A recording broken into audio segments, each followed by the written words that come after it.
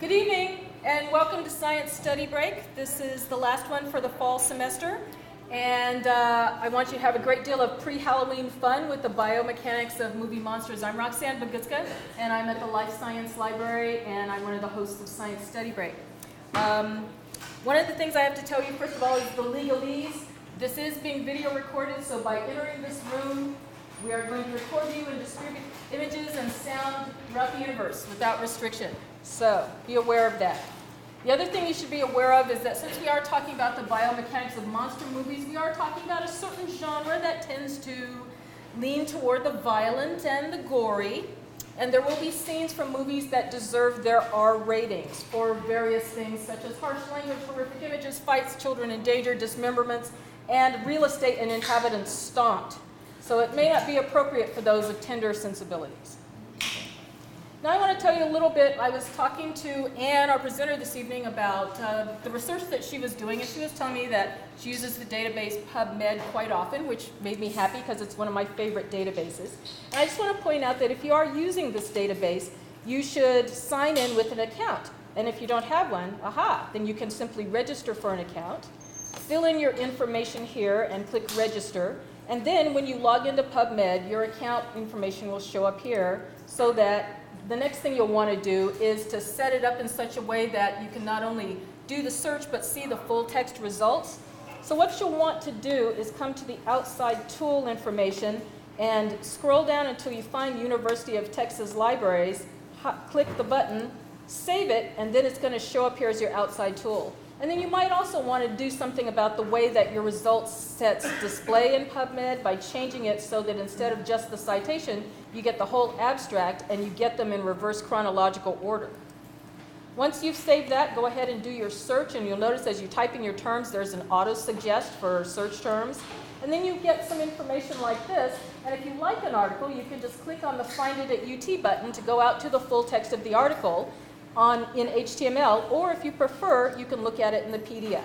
So that's the happy way to use PubMed and to get to the full text of articles. Now I want to tell you a little bit about Science Study Break.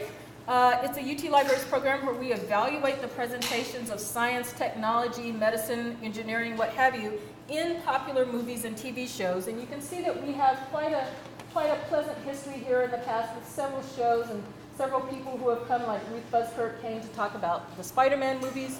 You can also see some of the ones that you may have missed in the past on the UT YouTube channel. So if you go to YouTube and search Science Study Break, you can see these past Science Study Break programs in the comfort and privacy of your own home. We're not the only cool science program around on campus. I really want to draw your attention to our good friends Science in the Pub. They meet every other Friday at 5 in the Cactus Cafe for a little beer, a little science talk. So if you're not old enough to drink beer, that's okay. You can still come to Science in the Pub and have a softer beverage. And next Friday, they'll have Jeff Jensen on computing life and death. So be sure to show up for Science in the Pub. Okay. So tonight's Science Study Break is about the biomechanics of movie monsters. And our presenter is Dr. Ann Silverman from Mechanical Engineering. Dr. Silverman got her bachelor's degree at Arizona State and her master's and PhD here at the University of Texas at Austin. She was a recipient of a National Science Foundation Graduate Research Fellowship and was recognized by the Society of Women for Women Engineers as a 2010 Outstanding Graduate Collegiate Member. She serves as an editorial referee for the journals Gait and Posture, Journal of Biomechanics, and Journal of Rehabilitation Medicine, and she's now a researcher in Dr. Richard Neptune's Neuromuscular Biomechanics Lab with research that focuses on the analysis of human movement with an emphasis on identifying muscle compensation strategies in pathological populations, and she's going to tell you what that means. She works to understand the biomechanical consequences of using specific muscle compensations and to use this understanding to provide a quantitative basis for developing effective rehabilitation training programs. You're lucky to be getting this presentation from her tonight because in January, Dr. Silverman is going to join the mechanical engineering faculty at the Colorado School of Mines in Golden, Colorado. So please welcome Dr. Ann Silverman.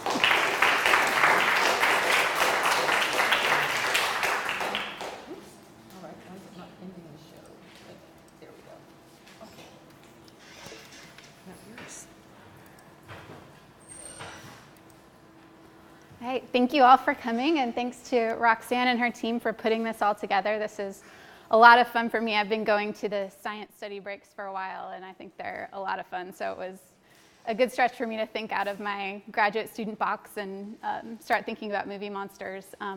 As Roxanne said, I just finished my PhD in the summertime in August, and I did my master's and PhD in Dr. Rick Neptune's lab in mechanical engineering.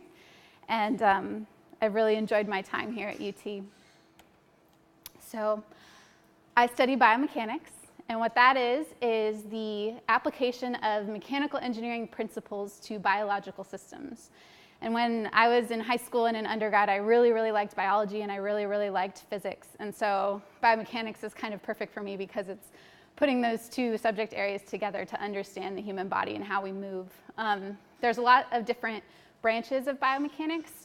For example, cellular biomechanics is looking at the structure of the cell. Joint biomechanics has to do with orthopedic implants and looking at tiny deformations in the cartilage, injuries at the joint. Cardiovascular biomechanics is looking at fluid flow through your arteries and veins, designing stents and learning how your heart works. And what I do is musculoskeletal biomechanics, which is how the whole body moves as a mechanical system, how our muscles and bones and joints work together to achieve a movement. And my specific project here at UT has had to do with people with amputations between their knee and their ankle.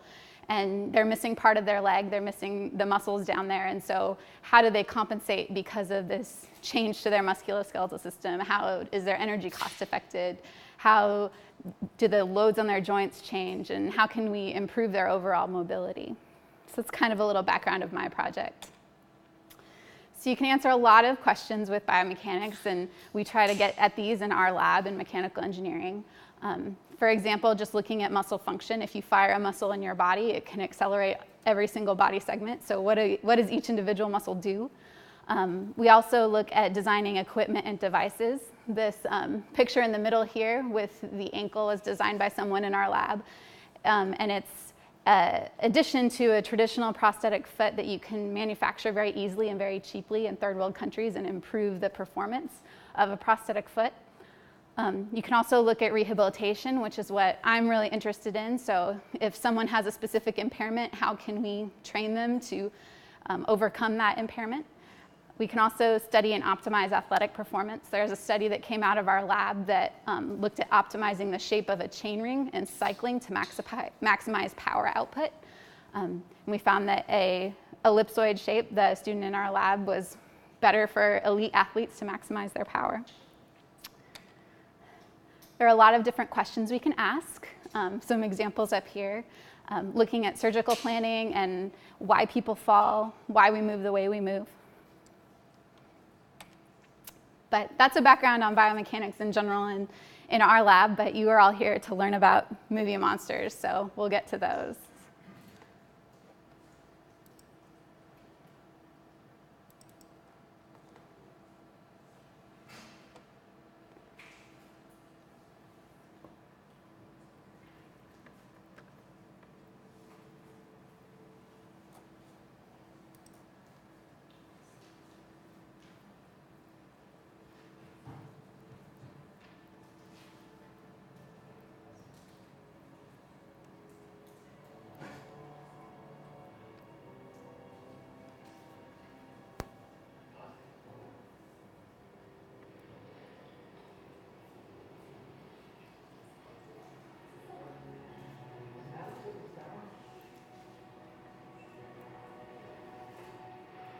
There's only one creature capable of leading a footprint that size.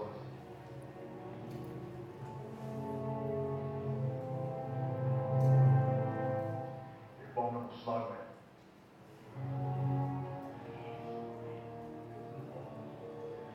It's gotta be, what, 20, 25 feet?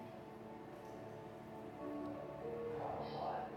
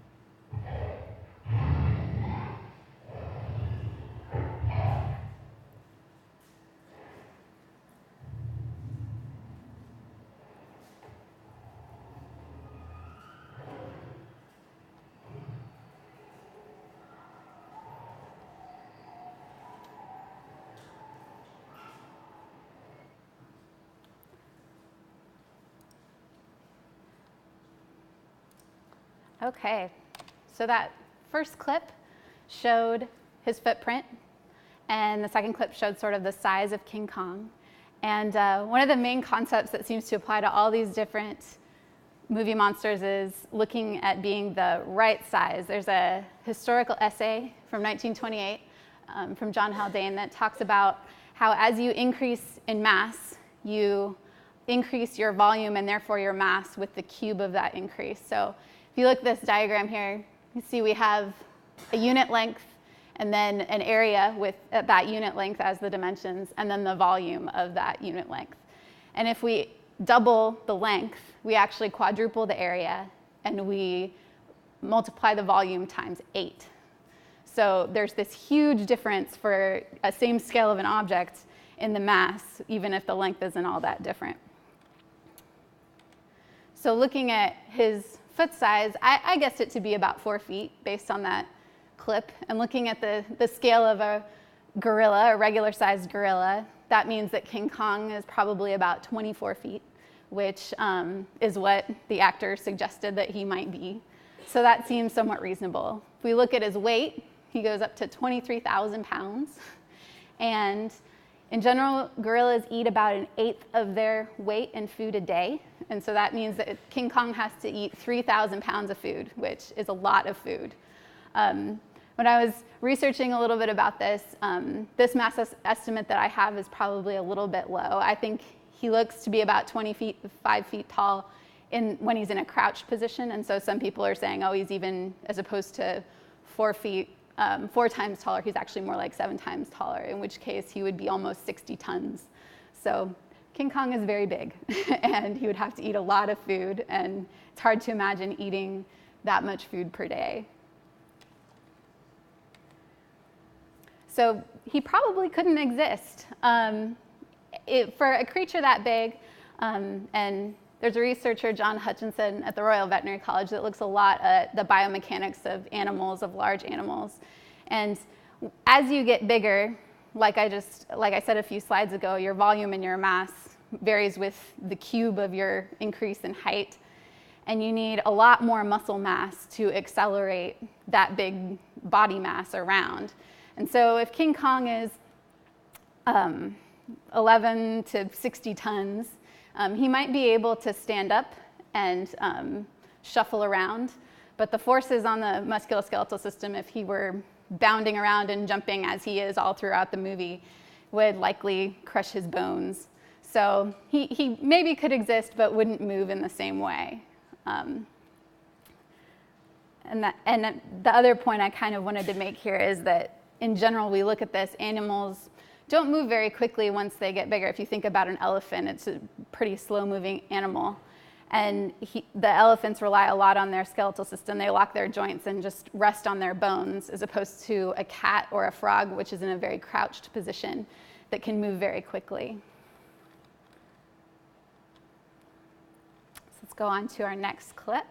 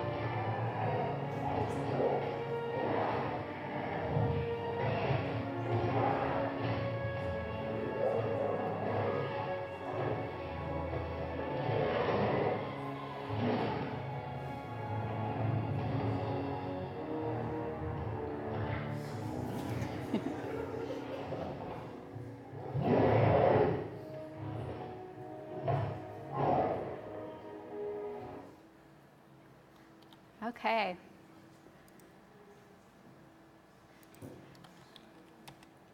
So T-Rex, that's who he was fighting, several T-Rexes, was approximately 12 feet tall, and during the battle scene, it looked as if T-Rex and King Kong were similar sizes, so that's probably an exaggeration from the movie. T-Rex should be a little bit smaller relative to King Kong, as our estimate was around 25 feet tall for King Kong. What's interesting about T-Rex is John Hutchinson, the researcher I mentioned earlier that looks at the biomechanics of large animals, has done a really interesting study published in Nature about the biomechanics of T-Rex based on the fossil record. And based on where the center of mass location of this dinosaur is, you can see he kind of almost looks like a chicken. His center of mass is really high, and he's got those short little legs. His top running speed is about 10 to 15 miles per hour, which is on the order of very elite athletes sprinting. So in Jurassic Park, there's that scene where T-Rex is chasing a Jeep, and the Jeep is supposedly going at 40 miles an hour, and T-Rex would definitely not be able to keep up with that Jeep. So it's an interesting application of biomechanics. The other thing, I think I even heard a couple people laughing about it, is the brachiation in that scene. So that's swinging from the tree limbs down the gorge. I think it's pretty clear that those vines would snap under the weight of 3 T-Rexes and King Kong. But they seem to be just fine sitting in there like a little swing. So tendons and ligaments rupture at 60 and 20 megapascals respectively. That measure megapascals is a measure of stress, which is sigma down there in the lower right, which is force over area. So if you have a really big area and a small force, you're not going to fail. But as you get that area smaller and smaller with that same size force, your tendons and ligaments will break. And so with King Kong swinging from those branches with one arm, and he's got that really big heavy mass, I did the calculation, and it seems like with my pretty low estimate of 11 tons, we're right around the maybe he could do it, maybe he couldn't do it range. But for those higher estimates of 60 tons, he would probably have a rotator cuff injury, which would happen before the bones broke, but probably vastly after when the actual branches would break. So any comments, thoughts about King Kong before we move on to Godzilla? I guess the thing that always strikes me watching this is you know, the character, the Ann Darrow character should be like Squished. yeah. Mm-hmm. Yeah, it does. I mean, he's being very careful, maybe not, but it does seem like if you're battling with 3 T-Rexes and grabbing your love interest, you might not be as careful.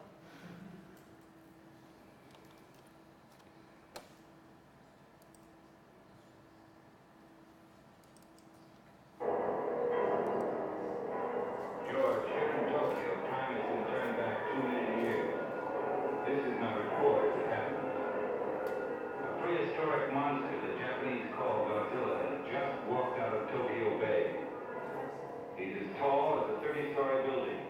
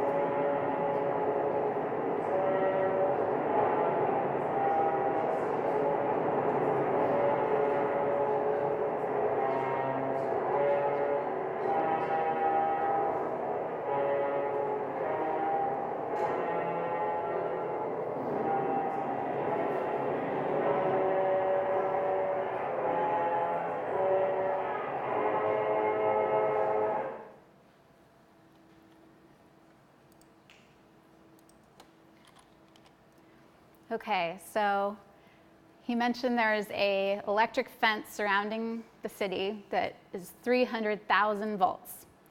Now, an electric chair for a human, to kill a human, uses about 2,000 volts. And we know that voltage is equal to current times resistance. And so the amount of current it requires to kill a human is very small. It's on the order of milliamps. And so our resistance, our biological stuff, our resistance is very high. And so resistance is a function, the second equation there, of rho is resistivity, which is a property of the material.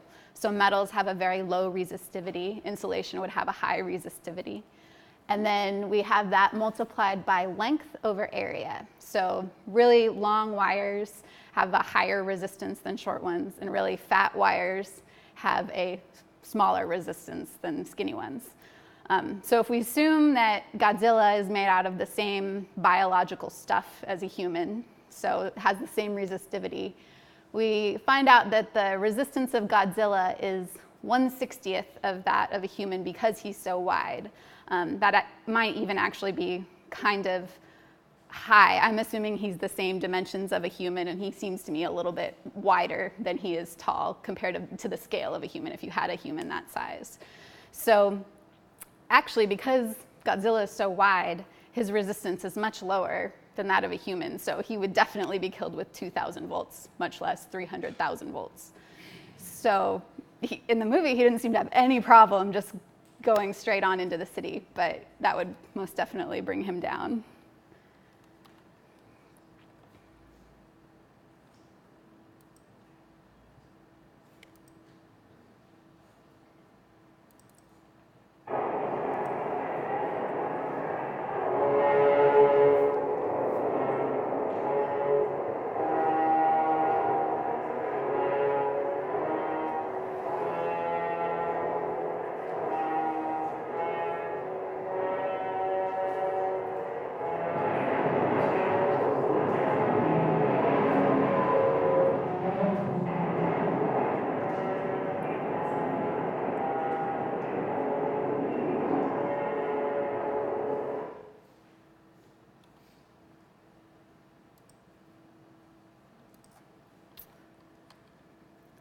So one thing I forgot to mention from the first clip is that you see Godzilla is moving very slow, which is actually a little more realistic. I mentioned that a little bit with King Kong.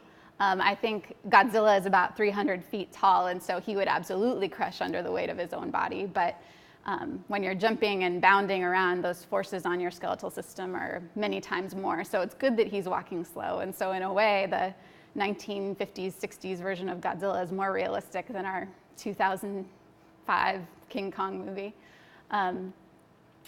But he's moving very slow, and he's on this bridge. And I don't know very much about bridges. I'm sure there might be a couple civil engineers in the audience.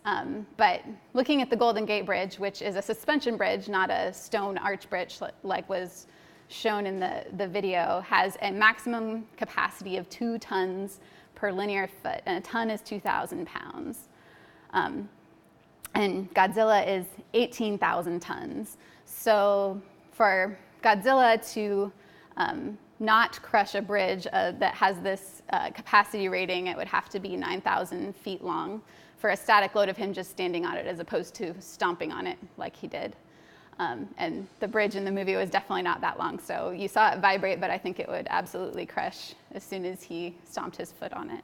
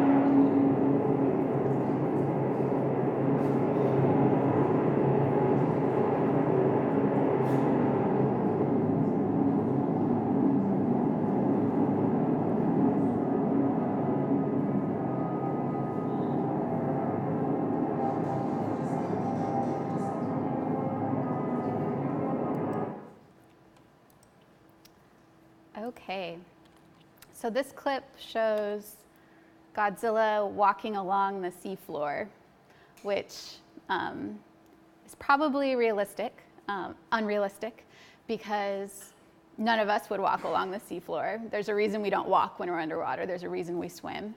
And that's largely due to the force of drag of the fluid that we're moving through. So the drag force from the water is proportional to the area. So it behooves you to make that area that's perpendicular to your direction of travel as small as possible, which is why we swim with only our head facing forward as opposed to our entire body. That's not very efficient.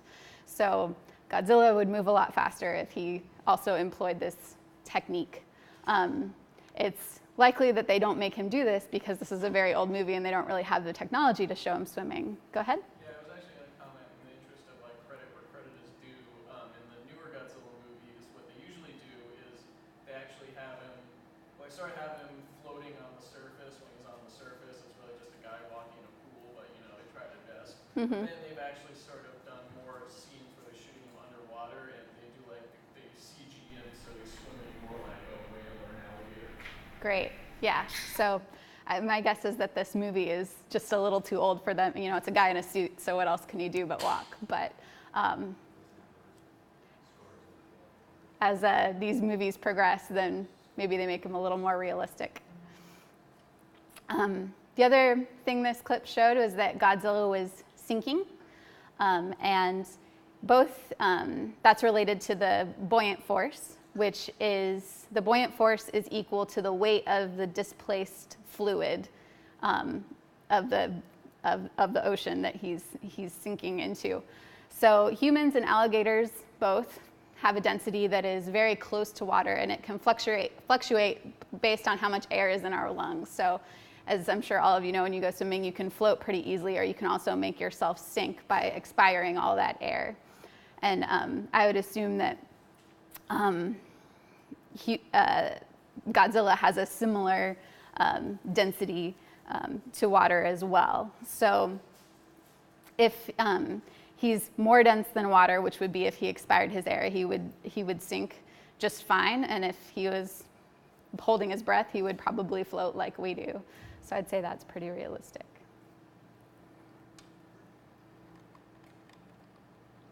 Okay.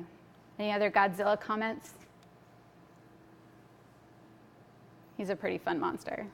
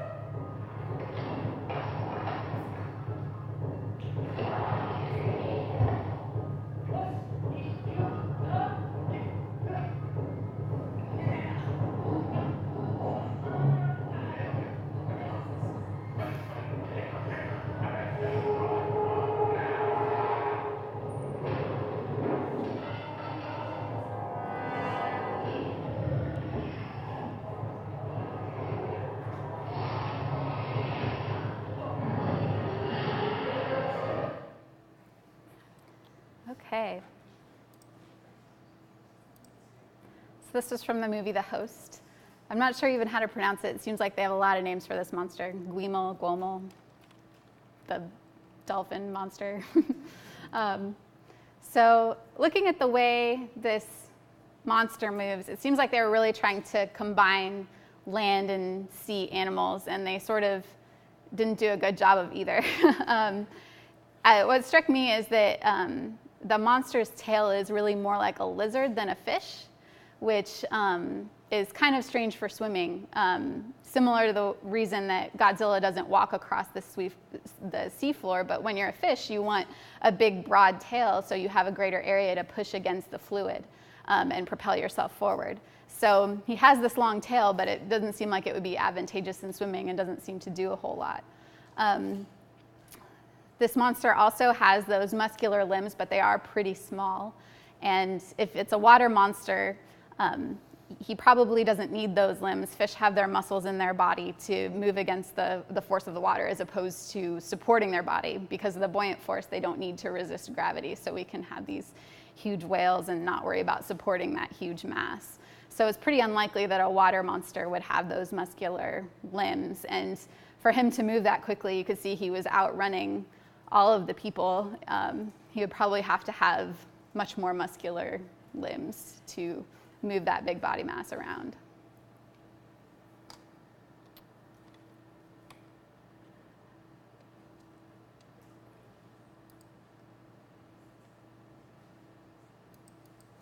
God.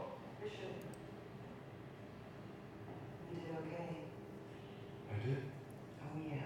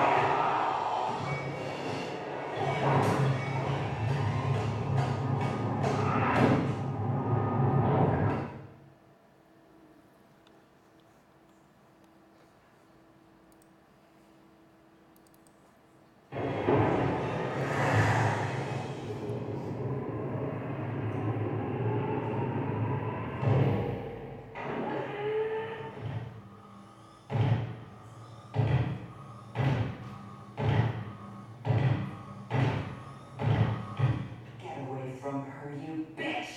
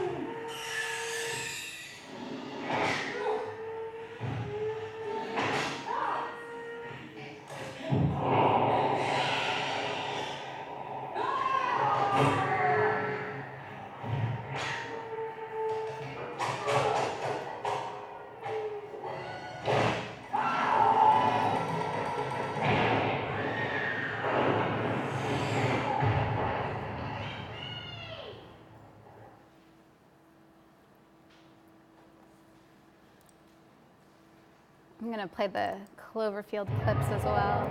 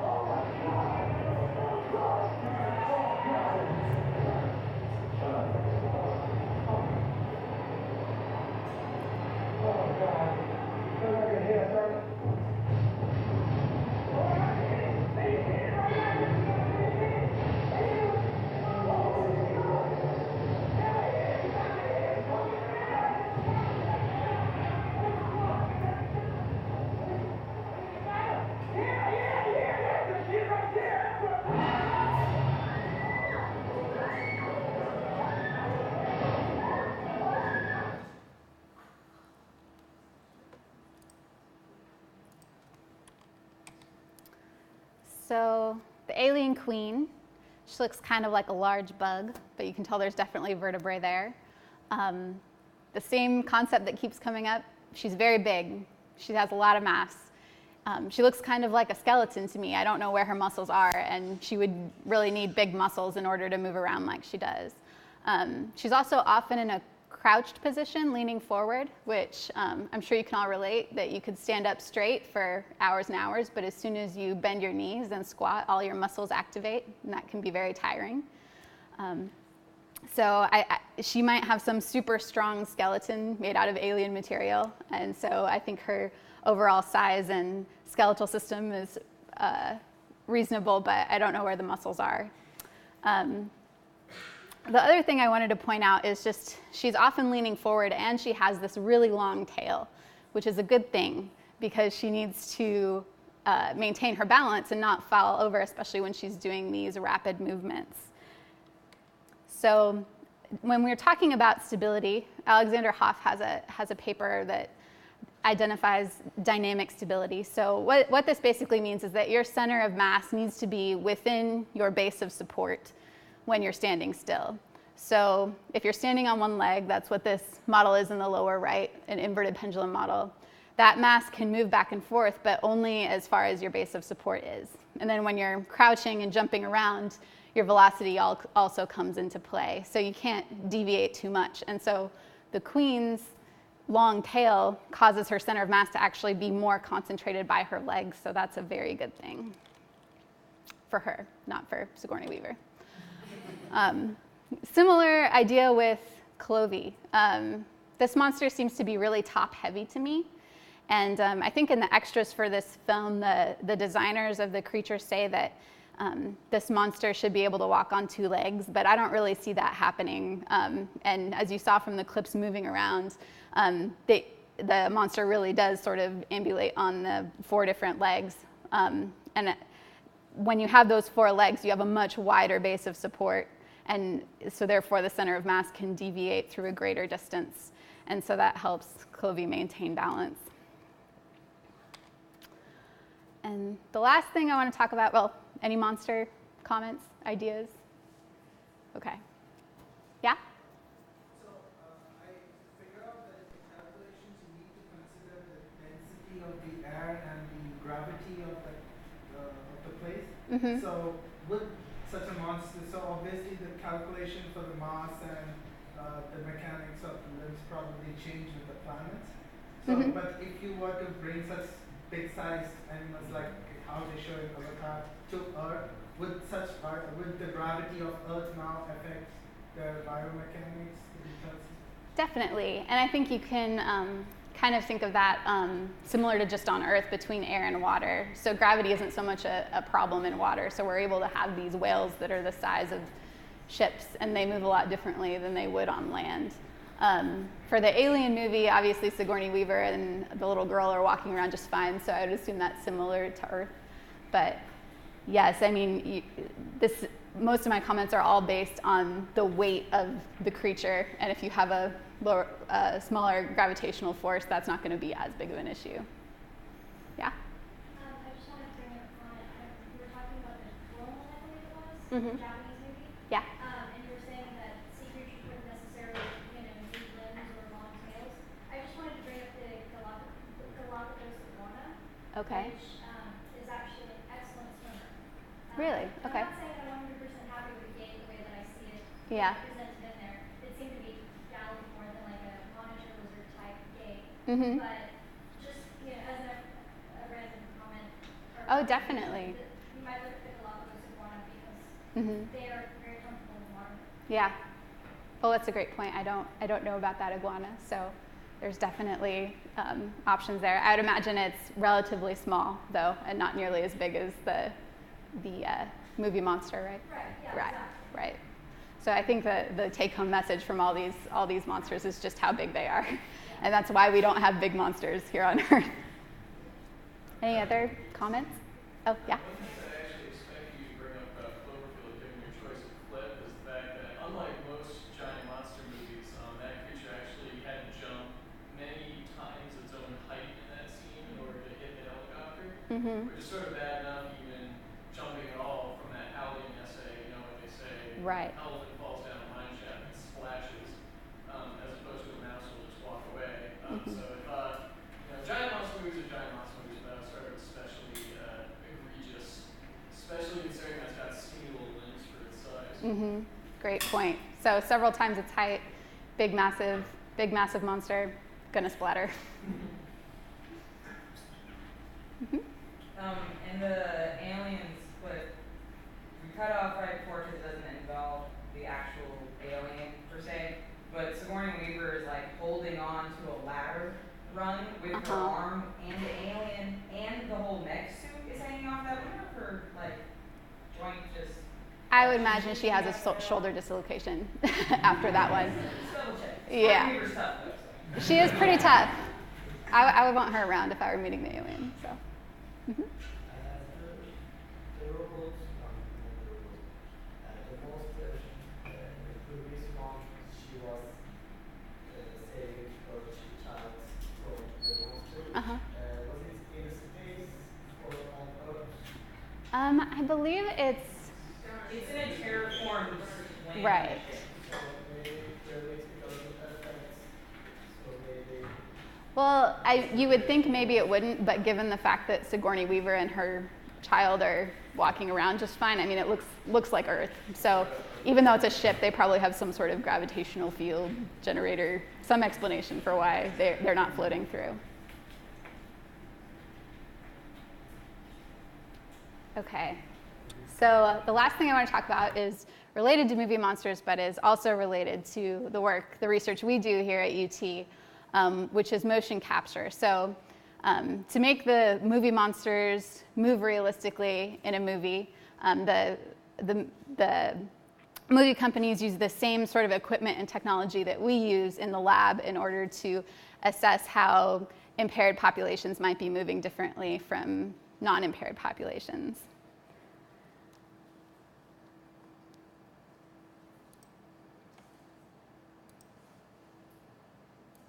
Challenge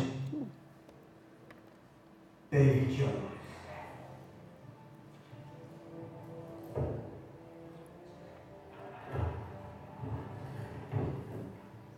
I said that done.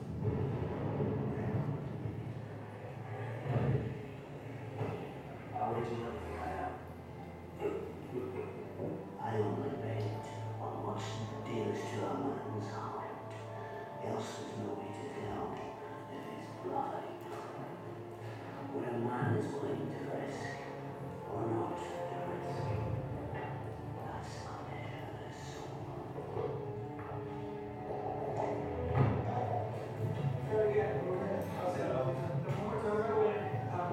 I think it's important to create the same.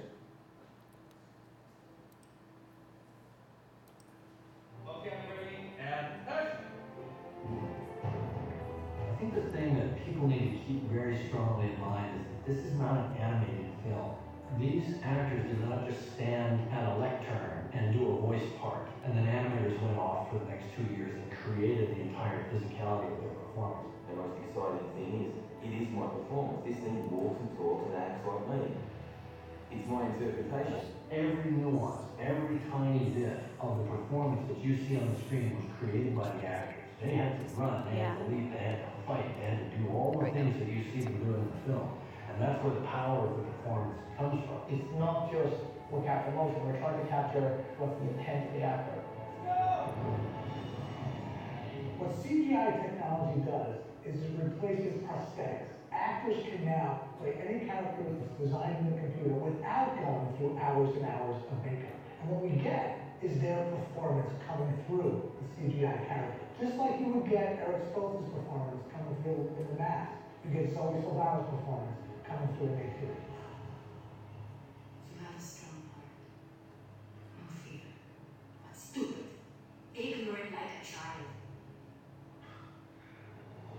Performance capture is a technique where you try to capture the performance of an actor and translate it to a digital character. Prior to them even moving out into the performance capture world, we put the actors inside this giant sphere covered with lights, and we could photograph them, study their facial features, and try to understand how to design their characters. This is great. And then you put an actor in a suit with markers on the suit. We put you in a spatial volume. Using a lot of cameras all around to record the motions of all the markers. The computer is creating a real-time moving skeleton of you. From that skeleton, you now can drive a computer-generated character. Performance capture is great for anything that can really be done by a human performer, including a lot of stunt work.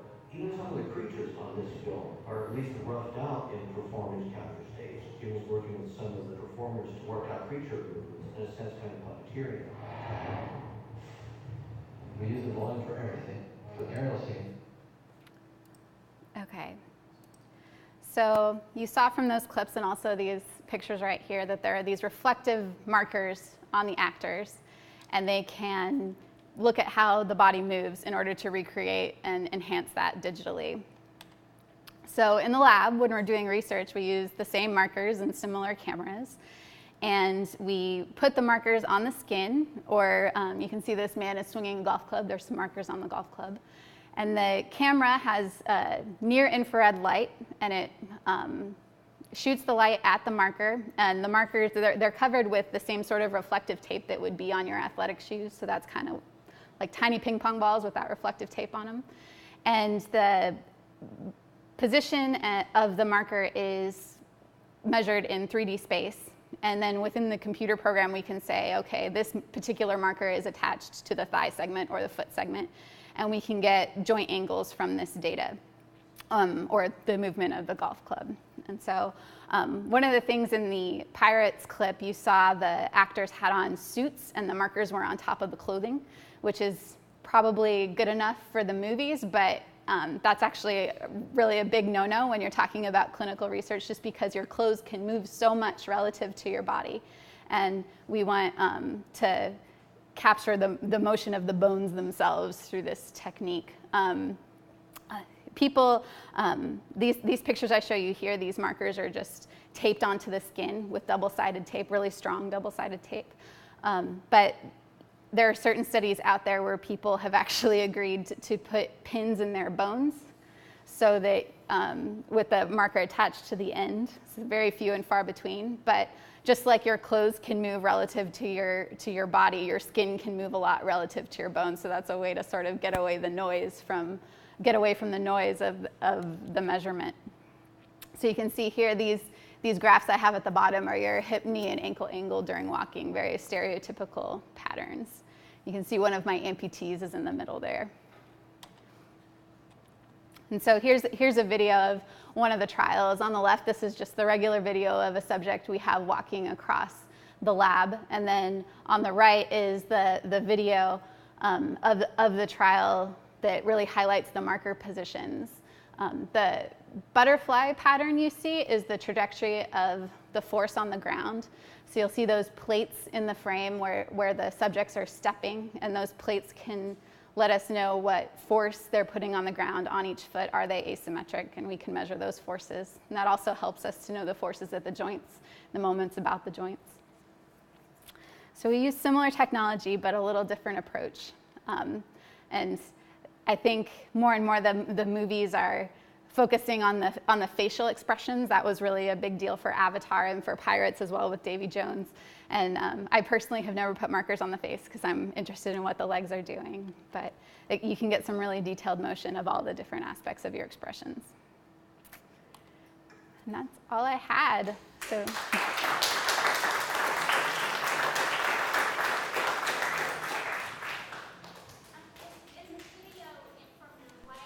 Uh-huh.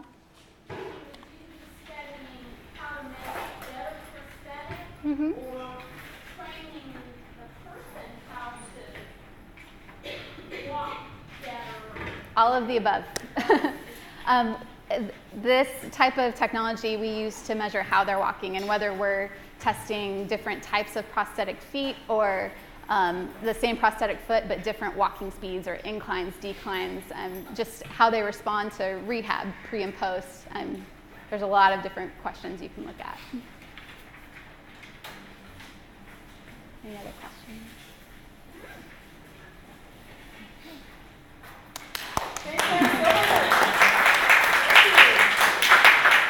Don't leave quite yet. I have a couple of housekeeping things here. Okay. A couple of housekeeping notes. Let's see. Okay. Everything that we saw today, all the movies that we saw, you can find these on DVD through the UT libraries. They're all well, they will be available when I turn them in. But then you can look at all of these movies, okay, from the UT libraries. I want to thank Nancy Elder and all the people at Life Science, which is my home library, plus Travis and a bunch of people at PCL, and the folks at Node who have provided our video recorder tonight, and of course especially